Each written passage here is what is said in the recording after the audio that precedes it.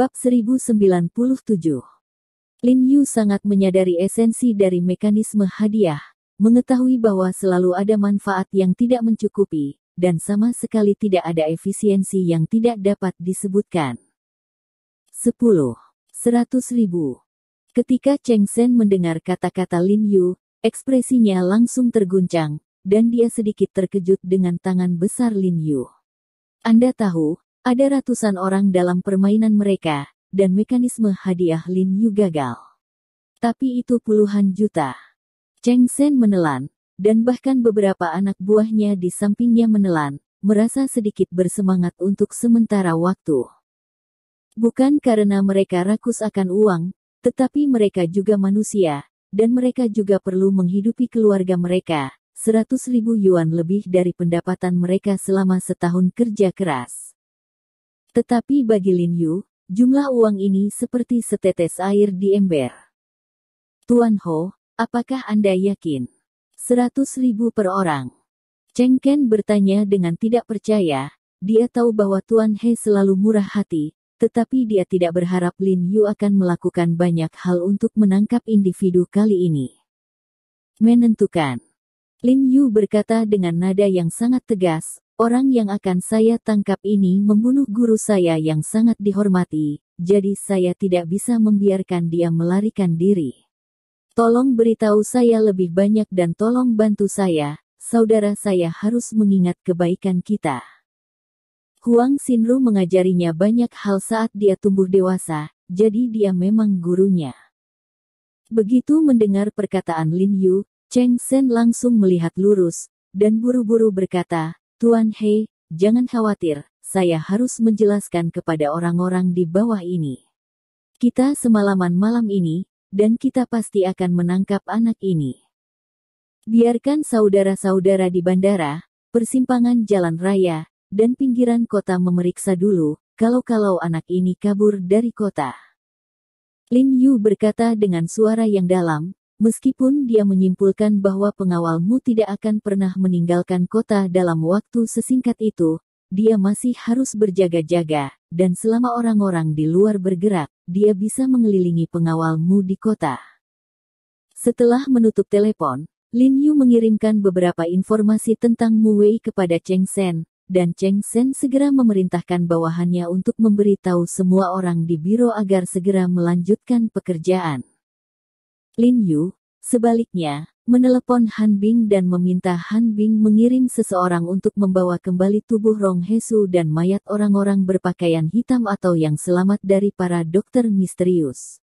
Pada saat yang sama, menyusahkan Han Bing untuk memesan dan membiarkan pesawat militer. Anggota kantor juga membantu menemukan keberadaan Mu Wei. Namun, ada beberapa anggota Departemen Pesawat Militer yang tidak dapat dibandingkan dengan pencarian polisi berbasis web. Inilah mengapa Lin Yu menghabiskan banyak uang untuk membiarkan Cheng Sen memobilisasi orang-orang untuk membantu pencarian. Dan setelah Mu Wei berlari jauh-jauh dari kebun raya untuk mencari tempat parkir, butuh waktu lama sebelum dia mencuri mobil dan mengemudikan mobil itu ke pinggiran. Dia sangat senang dan tahu bahwa dia sepenuhnya aman, berpikir bahwa He Jiarong masih ingin membunuhnya. Itu hanya sebuah mimpi. Namun, dia baru saja melaju ke pinggiran pusat kota dan tiba-tiba mendengar suara sirine yang tajam. Kemudian dia melihat dua mobil polisi dengan lampu merah dan biru berkedip-kedip melewati mobilnya dan melaju dengan cepat. Dia gemetar ketakutan, dengan cepat menundukkan kepalanya, menabrak setir, dan berbelok ke jalan di sebelah kiri. Tetapi saat ini terdengar sirene keras lagi, dan mobil polisi lain yang berkedip-kedip lampu merah dan biru berlari kencang di belakangnya. Bergegas. Ropa tidak mengatakan apa-apa, dan segera memutar setir ke kanan dan berbelok ke jalan lain. Kali ini, tidak ada mobil polisi yang lewat, dan diganti dengan pembatas jalan.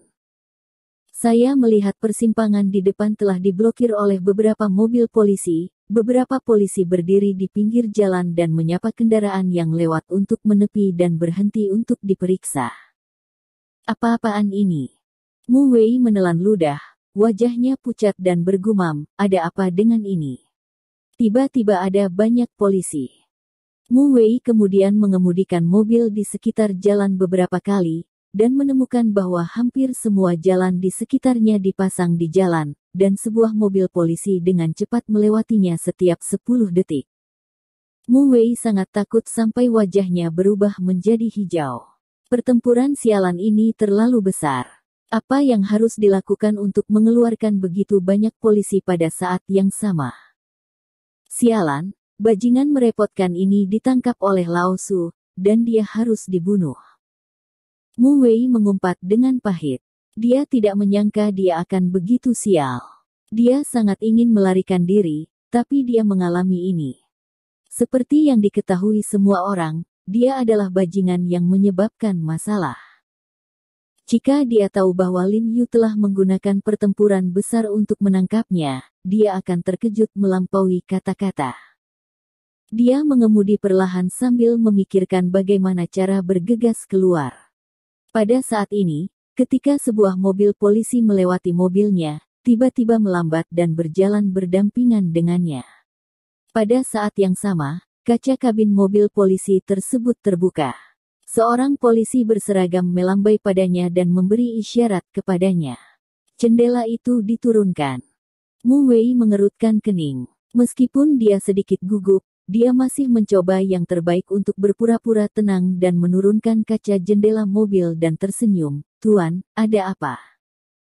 Kamu sudah sering pergi ke sini, apa yang kamu lakukan?"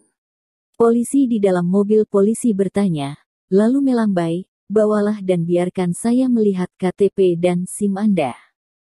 Saat berbicara, polisi itu terus menyipitkan matanya dan mencoba yang terbaik untuk menatapnya, karena cahayanya terlalu gelap. Untuk sementara waktu polisi itu tidak dapat melihat penampilannya, tetapi garis luar dirinya benar-benar dihilangkan, dan dia merasa bahwa Mu Wei terlihat seperti tersangka di foto itu. Ketika Mu Wei mendengar ini, jantungnya tiba-tiba bergetar. Matanya berputar sedikit, dan kemudian tanpa mengucapkan sepatah kata pun, dia membanting pedal gas dan membantingnya, dengan cepat melarikan diri ke depan. "Hei, jangan lari!" Polisi berteriak, kemudian menindaklanjuti dengan pedal gas, dan pada saat yang sama terus melaporkan lokasinya dan plat nomor serta karakteristik mobil yang dikemudikan oleh Mu Wei melalui walkie-talkie. Mu Wei tahu bahwa dia sedang berlari dan tidak bisa menyingkirkan masalahnya, jadi dia bergegas keluar. Setelah melihat penghalang jalan di depannya dari jarak jauh, dia bahkan tidak bermaksud untuk mengerem sama sekali. Dia menginjak pedal gas dan berlari ke arahnya. Dua mobil yang saling bertabrakan di tengah jalan menabraknya. Ledakan. Benturan besar segera menghancurkan kedua mobil itu, dan mobil Mu Wei langsung keluar. Mu Wei tampak sangat gembira. Dia tidak berharap untuk terburu-buru keluar begitu saja. Dia menginjak pedal gas lagi, mempercepat dan bergegas menuju pinggiran kota. Tapi setelah berkendara sejauh 2 kilometer, dia menemukan penghalang jalan lain di depannya. Seperti sebelumnya, ia masih tidak berhenti sedikit pun, langsung menginjak pedal gas dan bergegas menuju dua mobil yang bersebelahan lagi.